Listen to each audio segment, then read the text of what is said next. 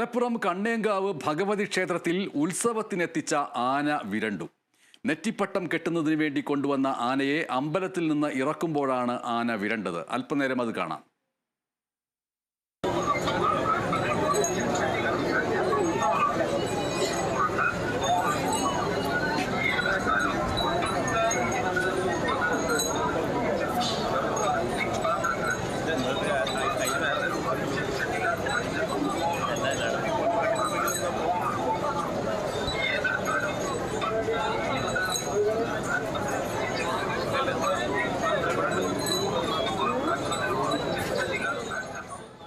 മലപ്പുറം കണ്ണേങ്കാവ് ഭഗവതി ക്ഷേത്രത്തിൽ ഉത്സവത്തിന് എത്തിച്ച ആന വിരണ്ടതിൻ്റെ ദൃശ്യങ്ങളാണ് നമ്മളിപ്പോൾ കണ്ടുകൊണ്ടിരിക്കുന്നത്.